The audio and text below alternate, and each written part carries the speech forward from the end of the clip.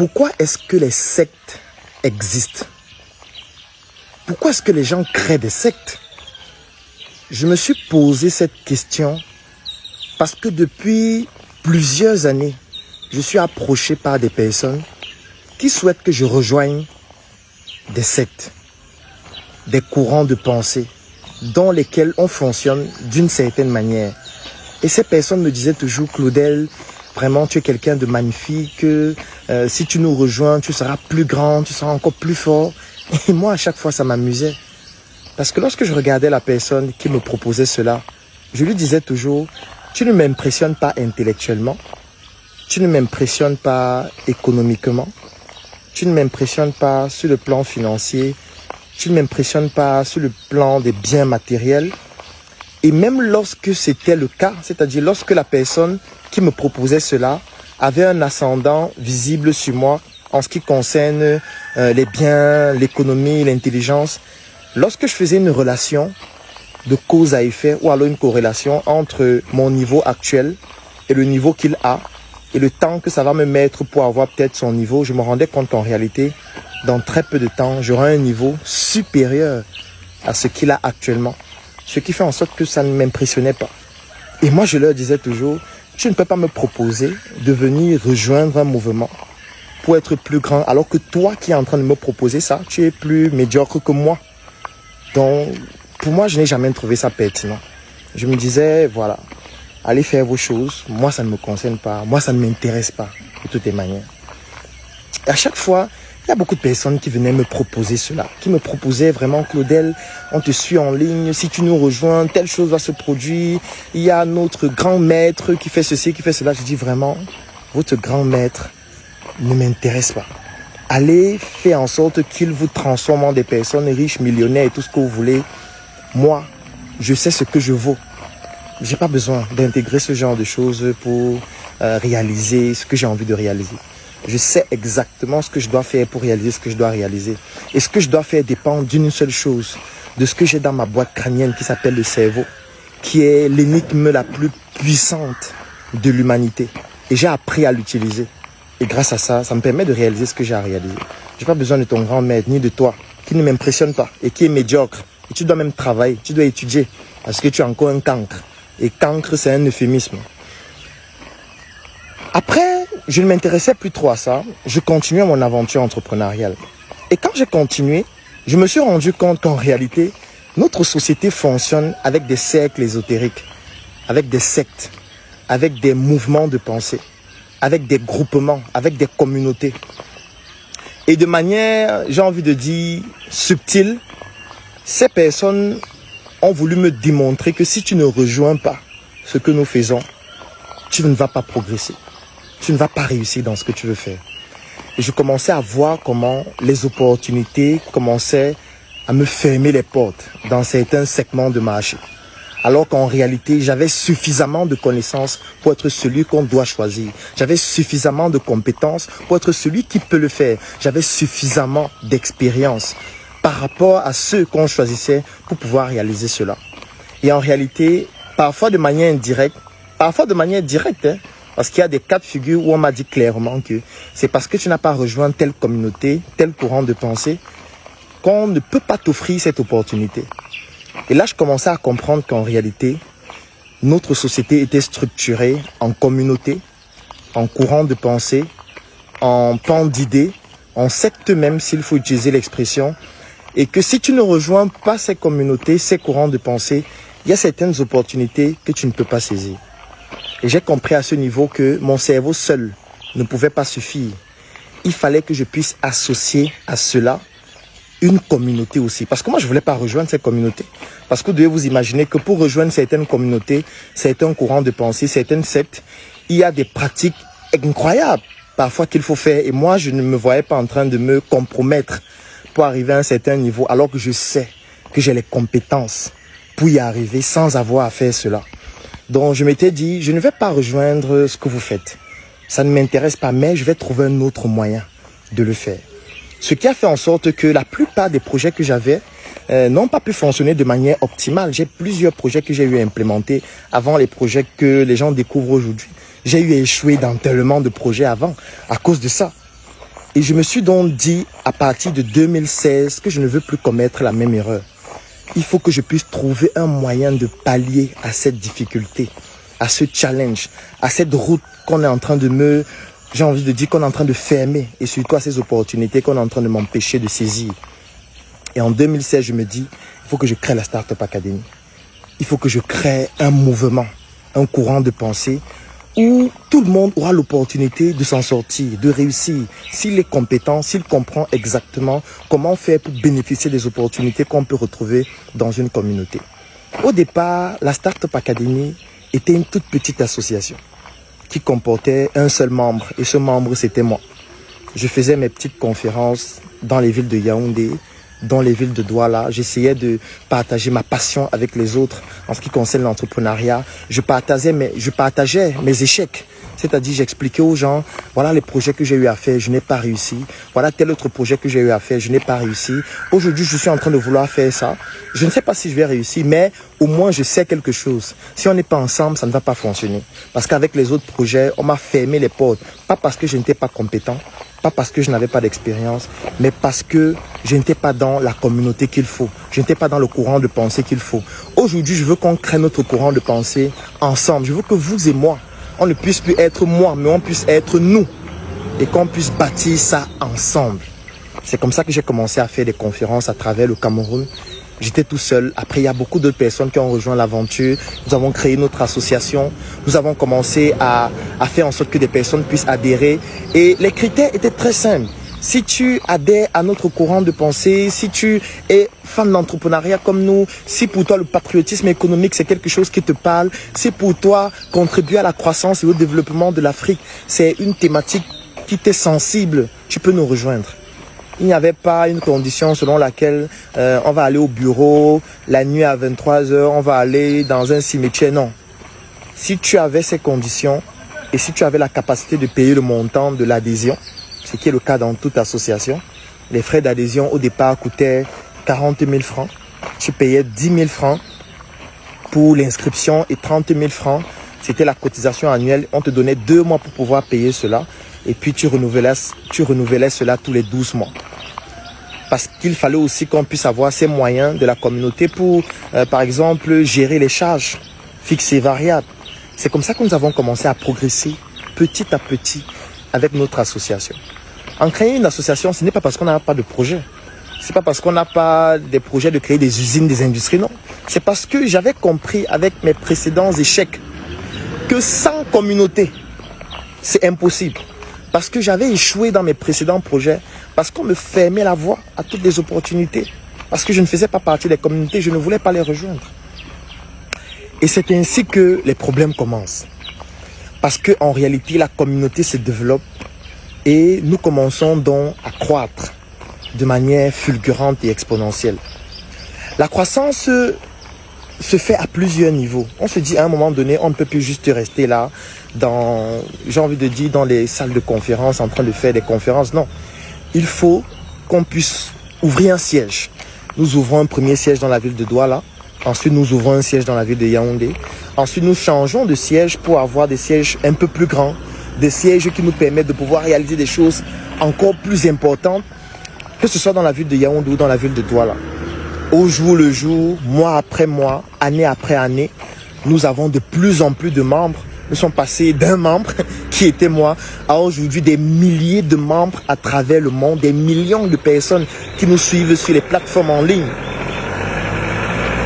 La Startup Academy, qui était une toute petite association, a commencé à devenir un courant de pensée important. Très, très important. Et nous nous sommes dit, on ne va pas s'arrêter à ça. Non. On ne va pas s'arrêter à ça. Parce qu'il y a beaucoup de personnes qui me disaient vraiment, ils bavardent tous les jours en ligne, alors que c'est une association qu'ils gèrent, vraiment, c'est du n'importe quoi. L'association, c'est quoi? Et moi, ça m'amusait. Parce que je disais toujours, il y a certaines choses qui, lorsque ça ne vous est pas encore arrivé, vous ne pouvez pas comprendre ce que les autres font. C'est pour ça que dans la vidéo antérieure, je disais, il ne faut pas éteindre la lumière des autres. Parce que en essayant d'éteindre la lumière des autres, vous vous amputez dans votre capacité à comprendre ce que les autres ont compris et que vous n'avez pas compris et qui les pousse à briller différemment. Nous, en créant une association, c'est pas parce qu'on était cons. C'est pas parce qu'on ne voulait pas gagner d'argent. C'est pas parce qu'on ne savait pas comment aller créer une société ou une SARL ou une SAS ou une entreprise. C'est même pas qu'on était cons. C'est parce qu'on avait compris à travers moi, à travers mon expérience, que lorsque vous ne faites pas partie d'un courant de pensée, d'une secte, d'une communauté, il y a un certain niveau de progression que vous ne pouvez pas avoir dans un certain type de segment de marché, ou alors il y a certaines opportunités que vous ne pourriez pas saisir parce que ces opportunités sont tenues par des personnes qui sont dans ce courant de pensée. Et si vous n'intégrez pas ce courant de pensée, vous ne pourriez pas les saisir. C'est comme ça qu'on bâtit dans la Startup Academy, année après année, pour avoir aussi notre communauté sur laquelle on peut s'appuyer afin de pouvoir développer nos projets. Une communauté sur laquelle on peut s'appuyer pour financer nos projets. Parce que les autres opportunités de financer nos projets nous étaient exclues. C'est la raison pour laquelle, lorsqu'on se rencontrait avec les membres, on disait, voilà, voici un projet. Il faut 1 million pour le financer. Comment on fait? Moi, j'ai 100 000. Et puis un autre membre va dire, moi, j'ai 10 000. Moi, j'ai 15 000. Moi, j'ai 50 000. Et les membres décident de se mettre ensemble pour mettre sur pied le projet. Ça devenait beaucoup plus simple. On n'avait plus besoin de souffrir. C'est pour ça qu'à la Startup Academy, lorsque vous voulez investir dans un projet, la condition obligatoire, c'est que vous devez être membre. Même si vous avez le milliard, si vous n'êtes pas membre, vous partez avec votre argent parce que vous n'impressionnez personne avec votre argent. Alors, on a commencé donc à croître. Et aujourd'hui, nous avons atteint un niveau qui est élevé, qui n'est pas au niveau que nous souhaitons réellement atteindre parce qu'on compte atteindre un niveau encore beaucoup plus élevé que ça. Mais aujourd'hui, il s'avère que la Startup Academy, qui était une toute petite association, avec un membre qui s'appelait Claudel Numbissier, est devenue une grande association avec des milliers de membres à travers le monde et aujourd'hui a décidé de créer une société anonyme qui s'appelle la Startup Group, qui comporte 15 filiales avec des directeurs généraux qui exercent dans des secteurs d'activité partant de l'industrie jusqu'à la médecine. Et aujourd'hui, nous décidons donc de passer à une étape supérieure. Aujourd'hui, je suis le président du conseil d'administration de la Startup Group SA. Et la Startup Group SA, c'est une entreprise qui vaut des milliards aujourd'hui. Et c'est lorsque nous sommes passés à ce niveau que j'ai commencé à me poser la question, comment faire pour continuer de croître? Pas parce qu'on n'a pas d'intelligence, pas parce qu'on manque d'argent, pas parce qu'on manque de projets ou de stratégie, non. Comment est-ce qu'on fait pour continuer de croître en préservant le patrimoine de l'entreprise sans se faire arnaquer, sans faire en sorte que quelqu'un puisse détruire tout ce que nous avons bâti depuis des années? Et à partir de cet instant, vous comprenez qu'il y a certaines informations que vous ne pouvez pas transmettre à n'importe qui. Et c'est là où ma réflexion sur l'existence des sectes et des courants de pensée est revenue. Je vais vous prendre un exemple. Lorsque je fais une vidéo comme celle-ci, chaque matin, je fais minimum 20 km de marche ou de footing. Et lorsque je fais mon footing ou ma marche, à la fin, je réalise en général une vidéo depuis quelques mois déjà. D'ailleurs, depuis des années, sur Internet, je publie des vidéos. Sur ma chaîne YouTube, ou plutôt sur la chaîne YouTube de la Startup Academy, nous avons près de 800 vidéos. Sur les 800 vidéos, pratiquement 700 sont les miennes. Sur ma page Facebook, il y a plus de 1000 vidéos. Et sur les 1000 vidéos, pratiquement 850 sont les miennes. Pourquoi est-ce que je publie des vidéos régulièrement? C'est parce que si mon niveau de connaissance est évalué à 100, dans une vidéo, je vais transmettre 15 ou 20 maximum. Tout naturellement. Pourquoi est-ce que je le fais? C'est parce que je me dis, il y a des gens qui ne peuvent pas me rencontrer physiquement. Il y a des personnes qui ne sont pas au Cameroun, qui sont dans d'autres pays. Il y a des personnes qui voudraient bénéficier de mes connaissances minuscules, mais qui ne peuvent pas le faire directement. Il y a des personnes qui n'ont pas les moyens pour me rencontrer parce que moi, par exemple, une consultation d'1 heure, ça coûte 1 000 €. C'est une seule heure de consultation. Et le prix augmente pratiquement tous les 6 mois. Alors, ce qui se passe, c'est quoi?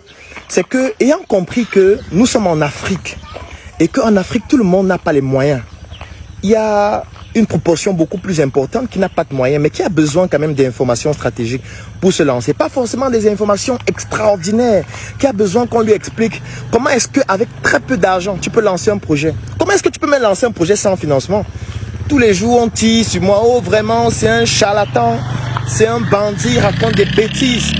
Est-ce qu'on peut lancer un projet sans financement? Moi, ça m'amuse. Parce qu'en réalité, quand je fais mes vidéos, je m'adresse à ceux qui n'ont pas fréquenté. C'est pour ça que le slogan de la Startup Academy, c'est l'art d'innover sans diplôme. Je m'adresse à ceux qui n'ont pas eu l'opportunité de faire des études comme vous. Je m'adresse à ceux qui n'ont pas de moyens, à ceux qui n'ont même pas de compte bancaire, à ceux qui se baladent dans la rue, à ceux qui sont des vendeurs ambulants, qui n'ont pas beaucoup d'argent, qui vont prendre 100 francs pour mettre des datas, qui ne pourront même pas regarder des images. Et qui parfois vont se dire vraiment, ce gars, peut-être il peut me donner une information qui peut m'aider à mieux faire ce que je fais. C'est à eux que je m'adresse quand je fais mes vidéos.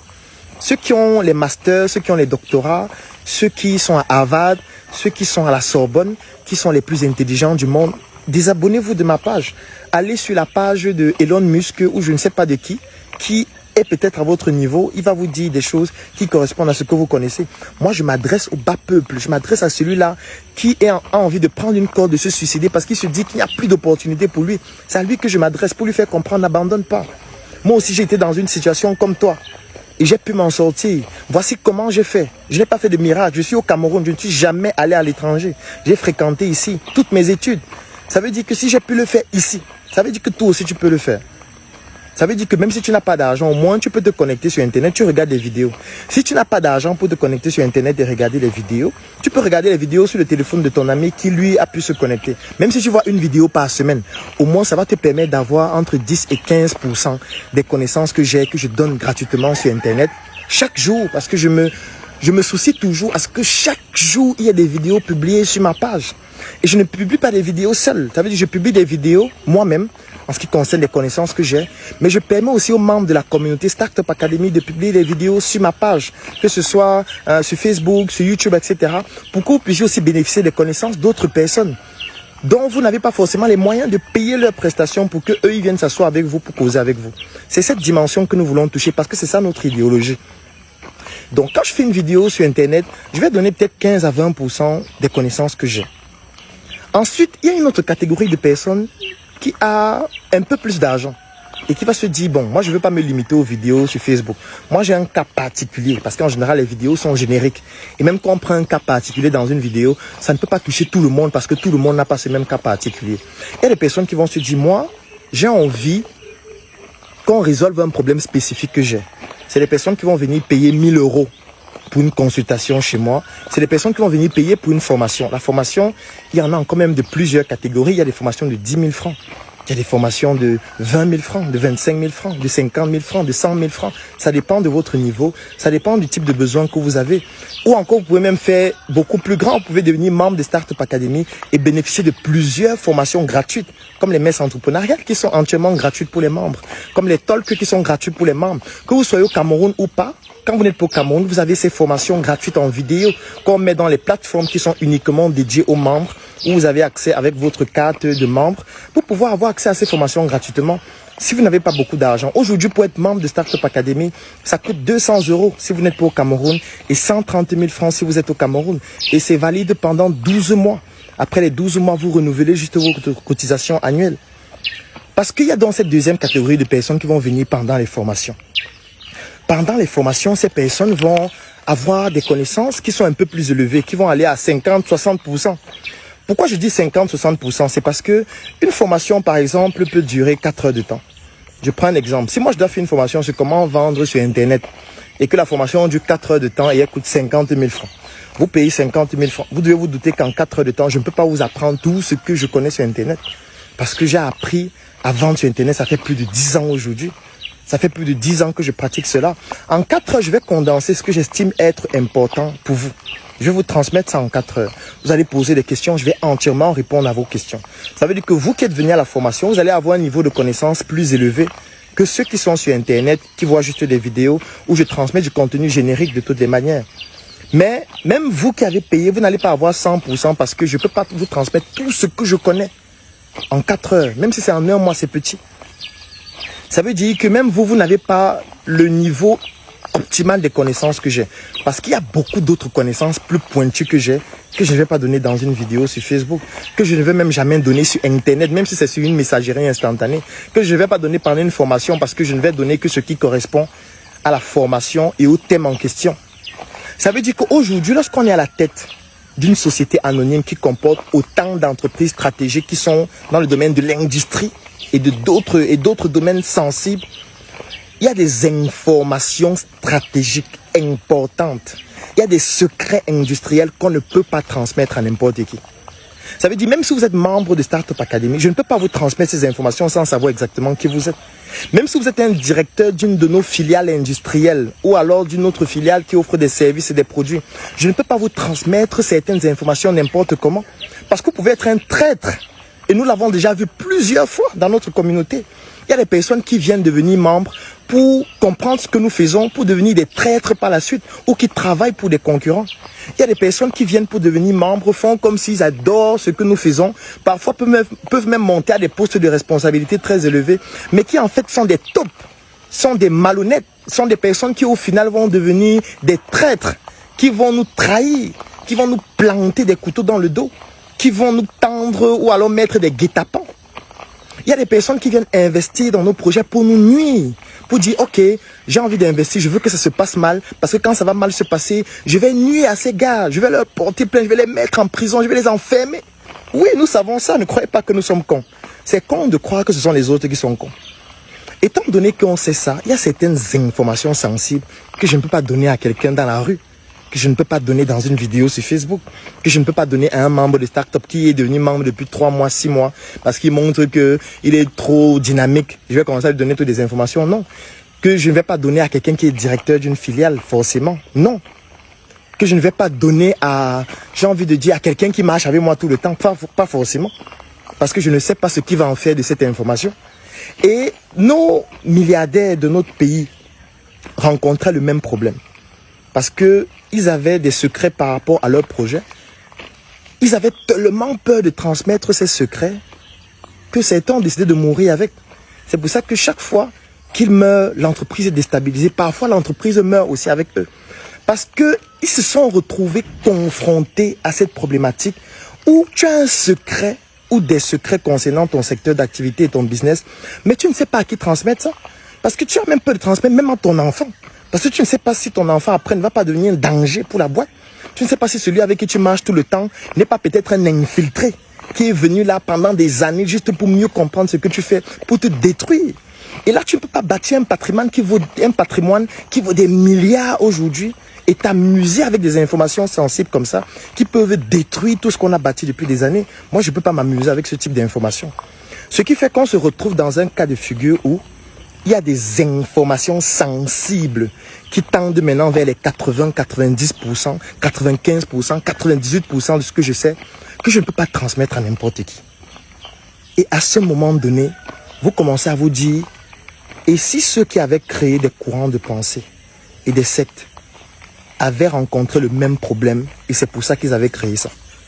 Parce qu'à ce moment donné, vous commencez à vous poser cette question. Parce que comment est-ce que vous faites pour transmettre une information à quelqu'un et être sûr que la personne ne va pas transmettre cette information à quelqu'un qui n'a pas qualité pour avoir cette information et qui peut devenir un danger pour l'entreprise? Comment vous faites? Comment vous faites pour transmettre une information à quelqu'un en étant sûr que cette personne plus tard ne va pas... Parce que vous n'allez pas me dire que vous allez signer un contrat de confidentialité, c'est amusant. Parce que si vous signez un contrat avec quelqu'un, après il peut dire que non, les modalités du contrat, s'il ne m'intéresse pas, il rompt le contrat.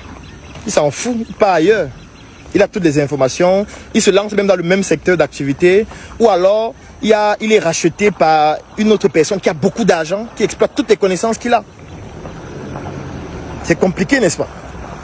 Parce qu'à ce moment donné, on se dit, qu'est-ce qu'on fait? Qu'est-ce qu'on fait? Moi, j'ai eu à mener des enquêtes depuis plusieurs années, parce que chaque fois que les gens voulaient que j'entre dans leur cercle, dans leur mouvement, dans leur secte, j'essayais de savoir pourquoi est-ce qu'ils le font. Quelles sont les conditions pour entrer dans ces mouvements? Moi, je vais vous donner, par exemple, un certain type de conditions qu'on impose dans ce type de cercle.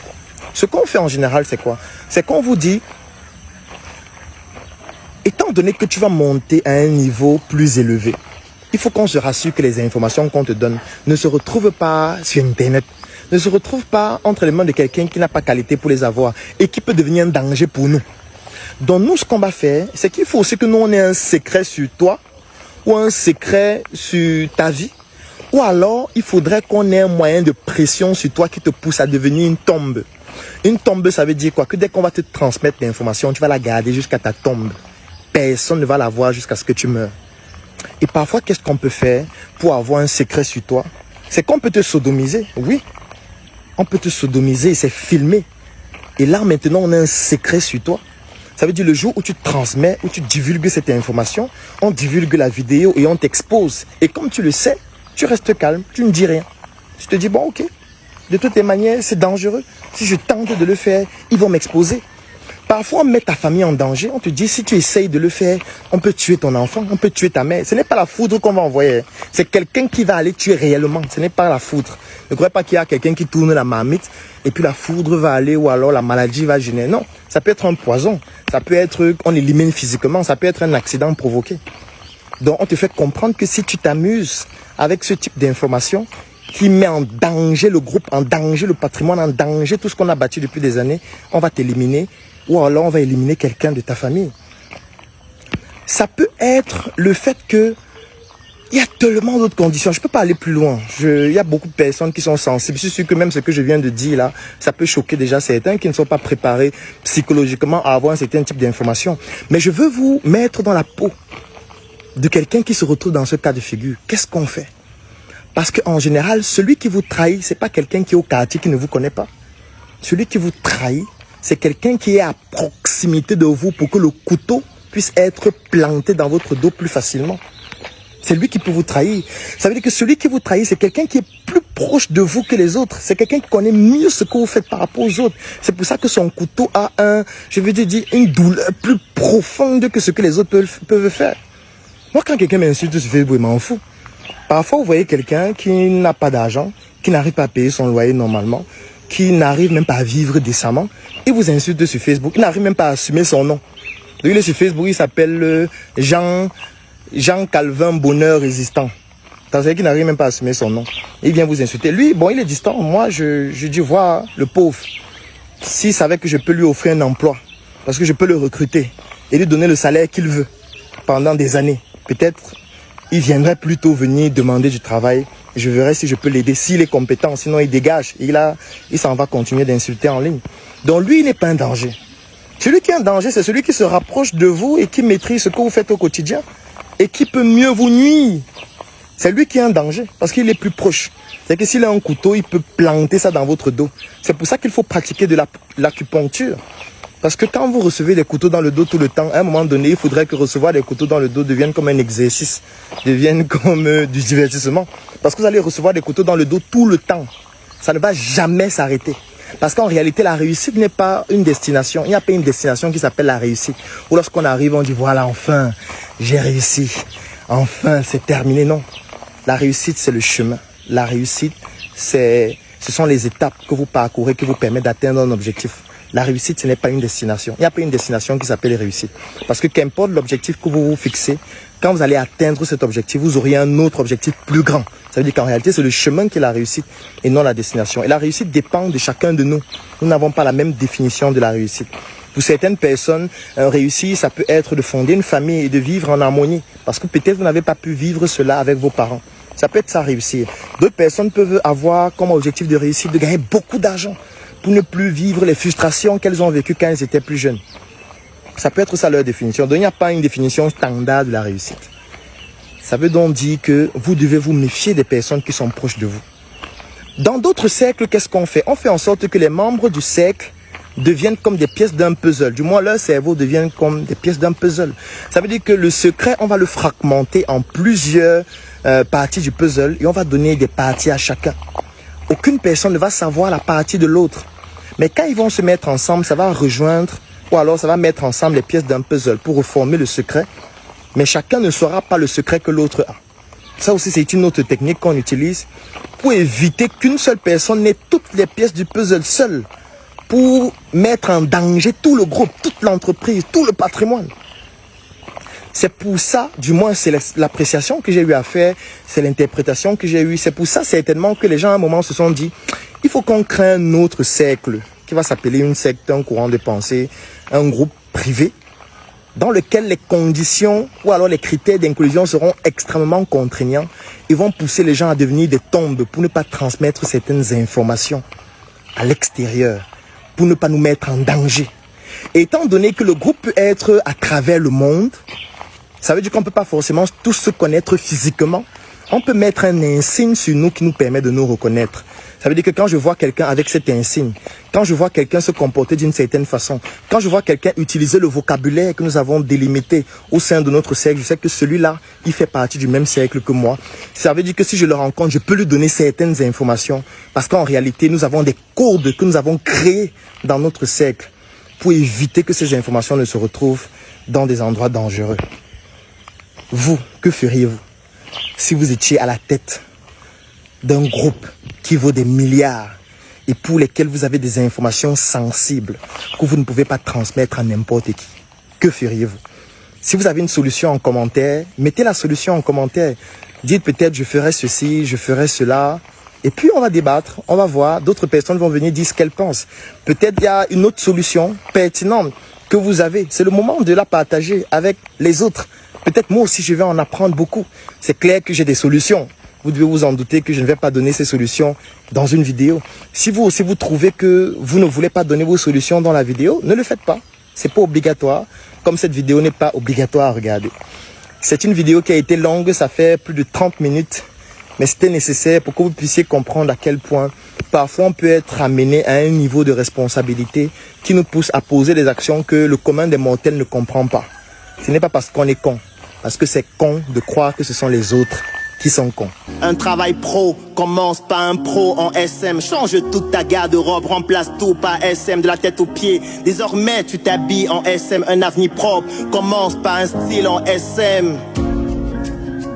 Pas un style en SM.